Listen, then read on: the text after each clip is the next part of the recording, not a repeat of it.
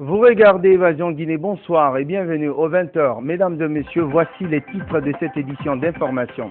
Les acteurs politiques ont signé ce mercredi sous l'égide du facilitateur international un accord censé mettre fin à la crise. Cet accord devrait théoriquement ouvrir la voie à l'organisation prochaine des législatives. Les citoyens rencontrés dans la capitale jubilent et se frottent les mains. Les échos, c'est dans cette édition. Plus de 100 millions de francs guinéens dérobés au ministère des Postes et Télécommunications. Aux grandes dames de ces travailleurs, ce vol, pour le moins rocambolesque, relance le débat sur les défaillances de la chaîne de garde de la caisse de ce département ministériel. Explication à suivre dans ce journal. Et puis, le village de Daragué, enclavé, école, centre de santé, route, ils sont quasi inexistants. Les habitants de la localité s'inquiètent de cette situation. Vous le verrez pourquoi dans le grand format de cette édition. Voilà, mesdames et messieurs, pour le sommaire, encore une fois, bonsoir et bienvenue à tous. Mais avant de développer tous ces titres, d'abord, le prince saoudien Al-Walid Ben Talal est arrivé ce mercredi à Conakry. Il a par la suite été reçu en audience par le président de la République au palais Sékou Touré. Les échanges entre les deux hommes ont essentiellement porté sur le renforcement des liens d'amitié et de coopération entre la Guinée et l'Arabie Saoudite. Malik Diakité pour le compte-rendu d'audience. Le milliardaire saoudien, le prince Al-Walid Ben Talal, chez le président de la République, professeur Alpha Condé. Accompagné d'une forte délégation saoudienne, son Altesse royale le prince Al-Walid vient renforcer la coopération entre la Guinée et l'Arabie Saoudite. Très ravi de cette visite, professeur Alpha Condé a décerné au prince saoudien le grade de grand officier de l'Ordre national du mérite. Le président de la République décrète, article 1er, le grade de grand officier de l'Ordre national du mérite de la République de Guinée est décerné à son Altesse le prince Walid Ben Talal en reconnaissance de son engagement à contribuer au renforcement de l'amitié et de la coopération entre l'Arabie Saoudite et les peuples africains en général et la République de Guinée en particulier. Au cours de son entretien avec le chef de l'État, le prince saoudien a exprimé son intention d'investir en République de Guinée. والمشاريع الإنسانية اللي ممكن نساهم فيها في النهضة. Il a discuté avec son excellence monsieur le président de la République les projets, les programmes devant les permettre d'investir, d'intervenir en Guinée. Il a confirmé à monsieur le président que dès la semaine prochaine, il y aura une délégation du royaume, l'accompagner, qui va visiter la Guinée pour pouvoir discuter en détail avec les départements concernés pour qu'ils puissent ensemble voir quelles sont les opportunités d'investissement en Guinée. Il a félicité monsieur le président de la République, félicité la Guinée pour le fait d'avoir un président avec un parcours si impressionnant et que c'est ce qui va permettre à la Guinée depuis l'indépendance de connaître un avenir aussi si différent et de faire avancer ce pays dans le meilleur délai. Pour sa contribution au soulagement de la population guinéenne, le prince Al-Walid Ben Talal a fait une annonce de $1 million pour la fondation de la première dame de la République, FCDK Prosmi. Chapitre politique, on a presque le sourire aux lèvres vers un dénouement heureux de la crise politique guinéenne. C'est en tout cas ce qu'a annoncé hier sur nos antennes Seyd Guinita, facilitateur international, que je vous propose de réécouter. Au terme de cette journée de discussion, j'ai le plaisir de vous annoncer, au nom de mes collègues facilitateurs nationaux et de l'ensemble des participants au dialogue, que les parties se sont mises d'accord sur toutes les questions inscrites à l'ordre du jour du dialogue. Un projet d'accord consignant l'ensemble des points d'accord a été préparé par la facilitation et soumis aux deux délégations pour considération. Le dialogue reprendra demain matin à midi pour examiner cet accord en vue de sa signature par les parties. Et cet accord a effectivement été signé ce mercredi par toutes les parties, ce qui marque théoriquement la fin de la longue crise politique, une signature dont se félicitent mouvance et opposition. Les législatives, elles, devraient se tenir au mois de septembre 2013. Le point avec Aguira Touba. Nous venons d'accoucher dans la douleur un bébé. Le bébé s'appelle la Guinée, toujours la Guinée et rien que la Guinée. La Guinée a gagné, a gagné, la Guinée a gagné, Des femmes en liesse au Palais du Peuple suite au dégel de la crise politique qui s'est soldée ce mercredi par la signature de l'accord final sur les 4 points qui étaient sur la table du dialogue. Il s'agissait de l'opérateur de saisie et du fichier électoral, le fonctionnement de la CENI, le vote des Guinéens de l'étranger et le chronogramme électoral. Une décrispation de la situation politique qui augure des lendemains meilleurs et soulage la mouvance et l'opposition. Nous espérons qu'après ces élections, et que aussi pendant ces élections, les Guinéens vont, comme par le passé, comme avant que ces clivages politiques ne puissent creuser le lit de certains antagonismes qui n'auraient jamais dû être au sein de notre société, que les Guinéens vont se retrouver dans la bonne humeur, dans la convivialité, pour participer à ces joutes électorales avec le maximum de civisme et dans un sens élevé de patriotisme. L'opposition, en tout cas, est déterminée à soutenir cet accord politique. Nous demandons à la mouvance présidentielle d'en faire de même et nous lançons un appel solennel à la Commission électorale nationale indépendante, sur qui repose l'essentiel des dispositions qui ont été convenues dans le cadre de cet accord pour qu'elles soient à la hauteur de ces enjeux et des défis qui l'interpellent dans le cadre de ce processus électoral. Nous réaffirmons que notre projet reste d'unir la Guinée dans sa pluralité, de rassembler les Guinéens dans leur diversité, de refuser que tout Guinéen, toute Guinéenne, quelle que soit sa sensibilité, soit exclue du processus de construction nationale. Nous voulons réaffirmer ici qu'en étant aujourd'hui considérés comme la majorité politique du pays, nous n'oublions pas pour autant les devoirs impérieux que nous avons vis-à-vis de ceux de l'opposition qui défendent d'autres programmes, d'autres opinions dans le cadre d'un état de droit et dans le cadre du respect de nos institutions républicaines. Je voudrais enfin, avant de terminer, dire ici que les élections futures sont des élections de construction non seulement de la démocratie, mais aussi un exercice de citoyenneté et de civisme. Au-delà des législatives, les deux parties doivent respecter les accords afin de permettre à la Guinée d'aller de l'avant. À ce jour, ils sont très conscients.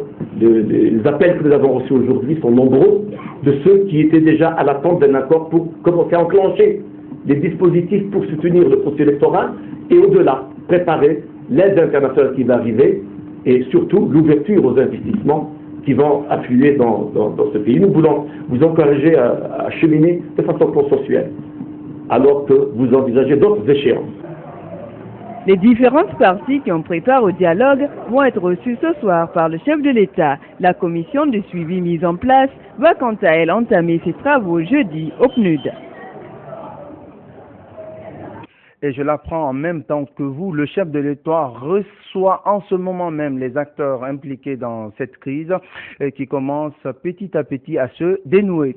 Et les réactions côté citoyens ne se sont pas fait attendre. Ils sont en effet nombreux à se réjouir de cet accord. Ils espèrent surtout qu'il va enfin ouvrir la voie à l'organisation des législatives tant attendues. Il faut dire que ce scrutin suscite beaucoup d'espoir chez bien des citoyens, comme vous allez le voir dans ce reportage signé Fanta Conté. Les acteurs politiques viennent une fois de plus de montrer leur grandeur d'âme et leur esprit patriotique en parvenant à un accord, une entente qui résulte de plusieurs mois de dialogue qui a fait couler beaucoup d'encre et de salive. Les citoyens qui commençaient à désespérer se réjouissent aujourd'hui que les leaders politiques soient parvenus à surmonter leurs divergences. Ils espèrent que la signature de cet accord permettra à la Guinée d'organiser rapidement des élections législatives justes, crédibles et accepté de tous. Je crois que c'est salutaire. Pourquoi salutaire? Parce que les Guinéens avaient commencé encore à désespérer. À chaque fois, nous commençons à espérer, notamment la jeunesse guinéenne. Et les politiciens mettent tout dans l'eau. Pour moi, c'est une très bonne chose. Parce que la Guinée a beaucoup souffert. On ne peut jamais avoir quelque chose s'il n'y a pas d'entente. Ils ont même trop retardé. Parce que rien ne peut aller sans l'entente, sans le dialogue. Ce qu'on regrette, c'est que c'est un accord qui est parvenu un peu plus tard, parce qu'on aurait pu faire cela bien avant que les marches ne s'effectuent et que les cinquantaines de Guinéens y trouvent la mort. Mais bon, mieux vaut tard que jamais. Comme ils sont parvenus à se comprendre, c'est la Guinée qui gagne. Cette entente entre les différentes parties engagées dans le processus électoral a été rendue possible grâce à la médiation d'un pool de facilitateurs conduit par l'onusien Saïd Jinita, des efforts que saluent les citoyens guinéens. Nous remercions beaucoup, surtout les gens de l'ONU qui sont venus pour nous aider à nous sortir de cette ornière. Nous remercions beaucoup également les leaders politiques. C'est une réelle satisfaction de voir que vraiment les deux courants puissent se rencontrer maintenant sur la table et que la tendance qui pensait que la solution pouvait se trouver dans la rue ait compris que c'est seulement autour de la table qu'on peut vraiment trouver la solution pour cette nation. L'avantage de la signature de ce protocole d'entente entre les acteurs politiques sera l'organisation des élections législatives, ce qui favoriserait le retour des investisseurs dans le pays et permettre du coup à la Guinée de retrouver sa place dans le concert des nations démocratiques. Et oui, vivement la décrispation de la crise politique guinéenne qui n'a que trop duré. Changeons maintenant de registre pour aborder le chapitre coopération de cette édition. Les relations entre la Guinée et la Turquie se portent comme un charme. Illustration de cette embellie relationnelle, les deux pays ont signé le 18 juin dernier à Ankara un accord portant sur la promotion et la protection réciproque des investissements. Cet accord offre les garanties d'investissement dans le domaine économique sur les sols guinéens et turcs. C'est la ministre de l'Industrie et des PME qui avait représenté la Guinée. Reportage Mamadi Kamisoko. Poignée de main, puis signature ce 18 juin à Ankara entre la ministre guinéenne de l'Industrie et des PME et le ministre de l'Économie turc. La Turquie et la Guinée créent un cadre protecteur pour leurs investisseurs respectifs. L'accord signé sur la promotion et la protection réciproque des investissements à prix est le fruit de la deuxième grande commission mixte de coopération guinéo-turque. La Guinée, qui revient de loin, opte pour la stratégie gagnant-gagnant afin d'amorcer son décollage économique. Avec la présence de 6 grandes compagnies minières, le pays fait une prévision de 15 milliards de dollars d'investissement dans le domaine minier les 5 prochaines années. La Guinée voudrait saisir cette opportunité pour qu'ensemble nous puissions travailler sur une base, comme je l'ai dit, fraternelle, mais aussi gagnant-gagnant. La Guinée est en train de se construire. Nous projetons dans les 5 prochaines années un investissement d'à peu près de 15 milliards de dollars dans le secteur minier. C'est pourquoi le fait de tendre la main à la Turquie est salué par les autorités turques. Le ministre de l'économie d'Ankara, Jafer Kaglayan, a aussi réitéré la détermination de son pays à accompagner le développement de la Guinée. Cet accord qui matérialise cette volonté prévoit un traitement équitable, une pleine protection et une totale sécurisation des investissements des investisseurs des deux pays sans aucune discrimination. Il reste en vigueur pendant 10 ans. Dans le même registre, la société Hightech Payment, spécialisée dans les transactions monétiques, a été présentée ce mercredi à la Banque centrale de la République de Guinée. Cette société, présente dans 70 pays à travers le monde, marque ainsi son installation officielle en Guinée. Elle sera représentée dans le pays par la société Proxy World Guinée. Alors, cette société se distingue-t-elle pour autant des autres déjà présentes sur le marché des transactions monétiques? Élément de réponse avec Marie-Chela Fofana. Améliorer les transactions monétiques en Guinée afin de permettre aux entreprises et aux particuliers de mieux contrôler le flux des paiements. C'est dans cette optique que la Banque centrale de la République de Guinée, avec l'aide de Proxy World Guinée, a fait appel aux compétences de la société Hightech Payment System, une entreprise marocaine basée à Casablanca. Nous sommes venus en Guinée justement pour partager notre expérience avec donc nos amis guinéens et de la Banque centrale qui nous a invités pour un petit peu leur donner une idée sur les réalisations que nous avons faites aussi dans la région. Vous savez que HPS est le fournisseur de la solution du GIM UMOA, qui est donc la plateforme ouest-africaine. Donc nous voulons montrer un petit peu donc aux responsables, aux autorités guinéennes, en fait que la monétique c'est des choses qui sont disons très structurantes pour un pays, qui permettent justement de mettre en place un certain nombre d'outils qui vont faciliter donc disons le paiement. Créée en janvier 1995, HPS est présente dans 70 pays, dont 24 en Afrique, et compte près de 320 utilisateurs à travers le monde. HPS est aussi un service disponible 24 heures sur 24 et 7 jours sur 7 avec 3000 transactions par seconde. Nous sommes une société spécialisée dans les paiements, dans la transaction électronique. Nous permettons justement l'interopérabilité, de permettre donc aux porteurs donc de cartes de leur permettre de payer donc avec un moyen de paiement qui peut être une carte, mais parfois aujourd'hui même un mobile. Proxy World Guinée, l'entreprise partenaire et représentant de HPS en Guinée, se félicite de pouvoir apporter sa contribution à l'amélioration du paysage monétique en Guinée. HPS est une multinationale qui est spécialisée dans les offres monétiques. Et comme vous le savez, la monétique, c'est la gestion des moyens de paiement électroniques. Et l'apport de HPS, c'est que nous voulons contribuer à l'accroissement de la bancarisation en Guinée. Et qui parle de bancarisation, parle de taux d'épargne. Et qui parle de taux d'épargne, parle de capacité d'investissement. Et qui parle de capacité d'investissement, parle de croissance économique. High-Tech Payment System compte travailler avec les entreprises de la place afin de mieux maîtriser leurs opérations de paiement et de bancarisation. Je vous l'annonçais au sommaire de cette édition, une affaire de vol pour le moins rocambolesque au ministère des Postes et Télécommunications. Plus de 100 millions de francs guinéens ont mystérieusement disparu des caisses du département.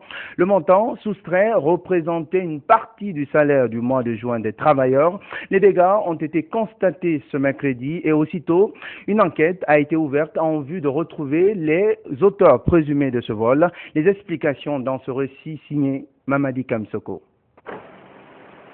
Plus de 100 millions de francs guinéens, c'est le montant qui s'est volatilisé à la comptabilité du ministère des Postes et Télécommunications. Des voleurs auraient défoncé la porte et ouvert le coffre-fort pour soustraire frauduleusement cet argent de plus de 256 millions de francs guinéens. Une enveloppe représentant une partie du salaire du mois de juin des travailleurs du département. Le paiement des salaires qui devrait commencer par la caissière a donc laissé place aux enquêtes ce mercredi. Dans la cour, ça murmure de partout. Le vol sera une pilule difficile à avaler pour les travailleurs à seulement moins d'une semaine du mois de Ramadan. Cette opération s'est produite alors que l'alerte a déjà été donnée lundi dernier par les voleurs avec la disparition de 800 000 francs guinéens dans ce même service de la comptabilité à la veille de l'arrivée des salaires des employés. Preuve de la défaillance de la chaîne de garde au ministère des Postes et Télécommunications. Pour des fins d'enquête, les gendarmes en charge du dossier ont entamé l'interrogatoire de la caissière, des vigiles et des nettoyeurs du département.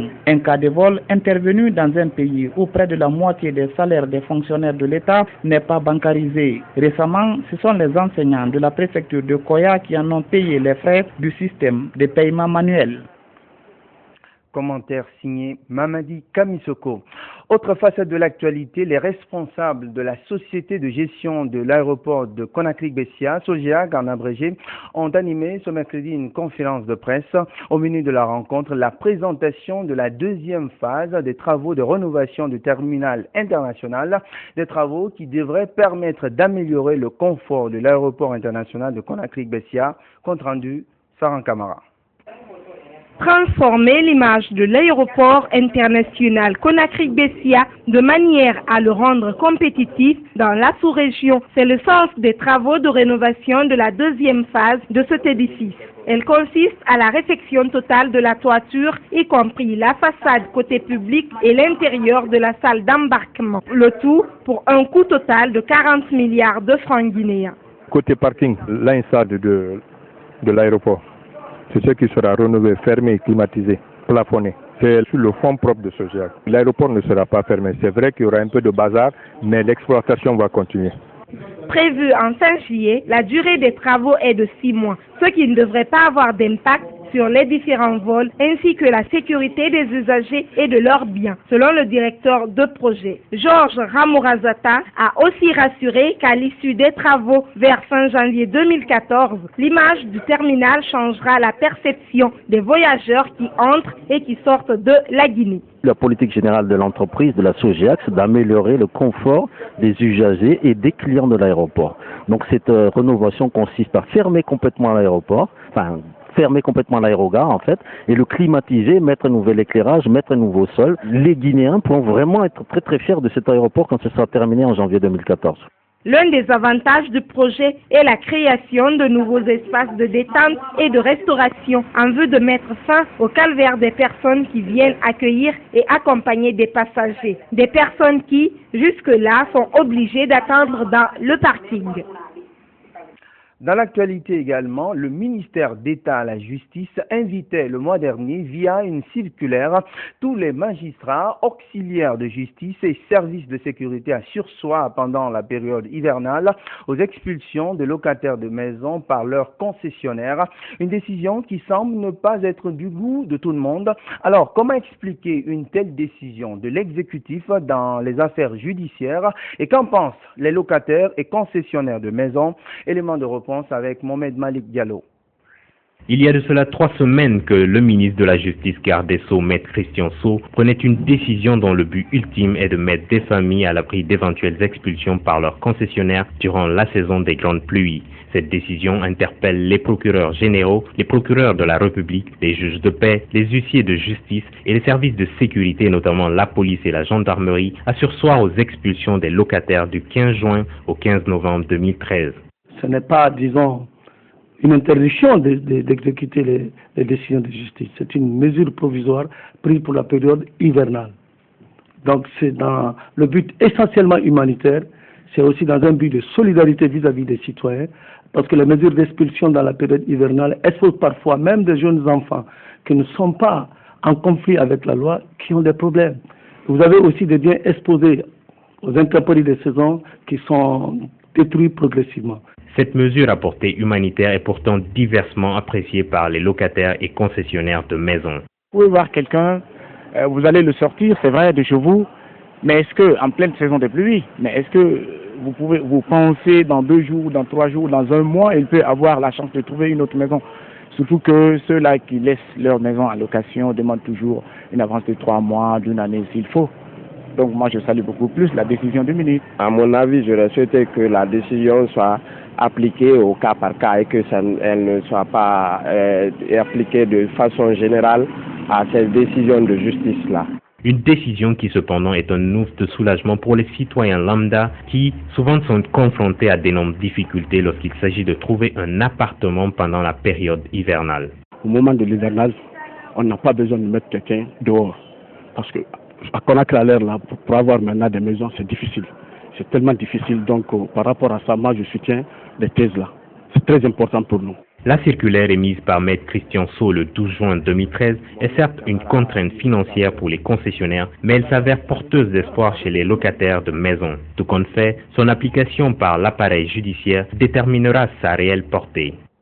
Autre fait marquant de l'actualité, les responsables du mouvement africain pour la défense des droits de l'homme et de la gouvernance étaient devant la presse ce mercredi, une occasion mise à profit par le mouvement pour se prononcer sur la situation socio-politique du pays. Il a aussi été question de l'inculpation du lieutenant-colonel Claude Pivy dans le cadre des événements du 28 septembre 2009. Les détails avec Aminata Diontungalo. Le mouvement africain pour la défense des droits de l'homme et de la gouvernance salue les avancées notables enregistrées dans le dialogue. Il a aussi dénoncé des manquements au niveau de la classe politique guinéenne. Nous regrettons l'absence d'enquête sérieuse sur les tueries enregistrées à l'occasion des dernières manifestations politiques. Nous attendons à ce propos de pied ferme la mise en place de la commission d'enquête annoncée par le président lui-même à propos de l'attaque du domicile du leader de l'UFDG, Cellou Dalein Diallo. Le mouvement africain juge inacceptable quand bien même nous estimons que la poursuite engagée contre le dit leader par Malick Sankon est effectivement défendable dans la mesure où, dans un état de droit, nous estimons qu'aucun citoyen n'est au-dessus de la loi. Cependant, nous estimons que la démarche entreprise, n'est-ce pas, par le dit leader, quant à la mobilisation des manifestants, des militants, en vue d'influencer, n'est-ce pas, substantiellement le cours de la procédure judiciaire, est une démarche inappropriée dans la mesure où nous travaillons tous pour la mise en place d'un état de droit en Guinée. Par ailleurs, l'Afrido se réjouit de la volonté du président de la République et de l'engagement de la justice guinéenne dans la lutte contre l'impunité qui se sont traduits tout récemment par l'inculpation du lieutenant-colonel Claude Pivi dans le cadre des événements du 28 septembre 2009.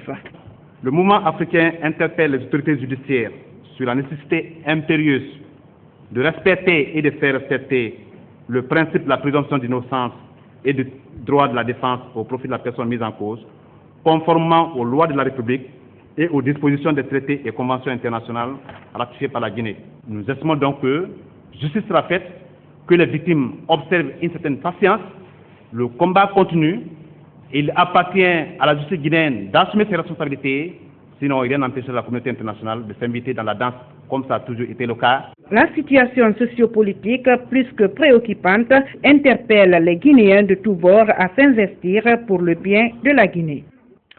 Suite de ce journal, direction le pays profond. Le village de Daragbe, je vous le disais en titre, situé à 80 km de Kindia, est dépourvu de services sociaux de base. Conséquence, les habitants de ce village qui s'investissent largement dans l'agriculture éprouvent d'énormes difficultés pour écouler leurs produits agricoles.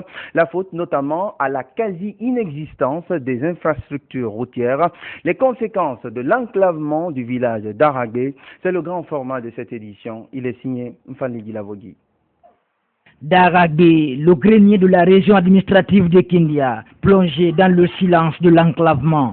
Ce village, situé à quelques encablures du fleuve Colintin, est aujourd'hui inaccessible faute d'infrastructures routières. Waldiana hectare kema filina hectare kema na hectare kema ta tongo suluna kwano kirate nana mulanga muira na kira irende na woto no masakade na kwana kira mufa. Nous cultivons plusieurs hectares, mais on n'a pas de route. Il y a des endroits impraticables, surtout avec le fleuve. On veut travailler, mais on ne sait pas comment faire évacuer nos produits.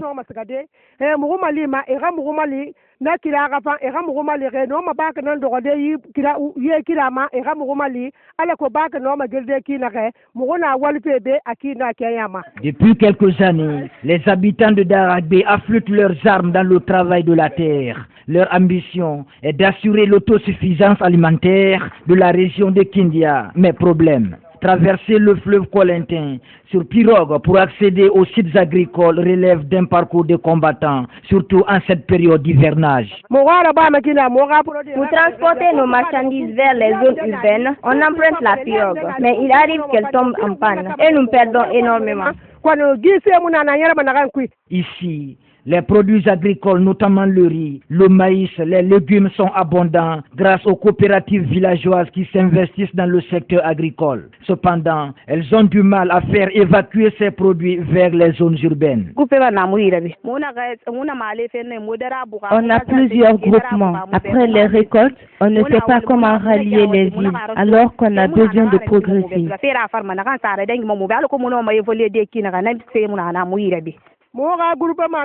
Notre groupement, à part du riz, nous semons les légumes. Il n'y a pas de route chez nous. Le manque de routes ou de ponts n'est pas le seul problème qui assaille les habitants de Daragbe. On n'a pas d'eau potable, pas d'hôpital. Quand nos femmes veulent accoucher ou quand quelqu'un tombe malade, il risque de mourir.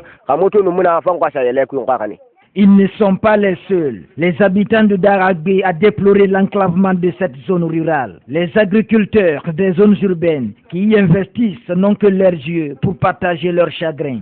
Vous voyez, je suis arrêté dans une pirogue. Et cette pirogue-là, c'est ce qui nous sert de faire la traversée pour aller dans notre domaine. Et c'est dans cette pirogue-là que nous mettons nos motos.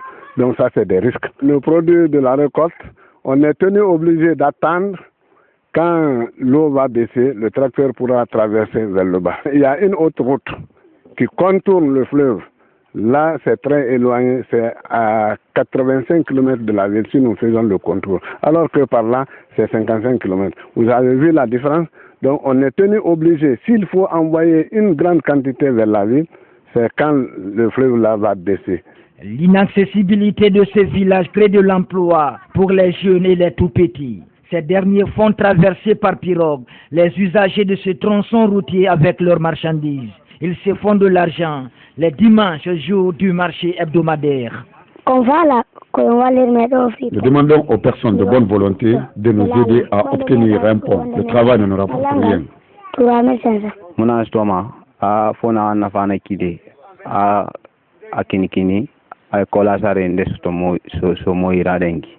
Par pitié, certains nous donnent le prix de cola. Nous travaillons nuit et jour. Les gens font la queue. On n'a que 2 pirogues.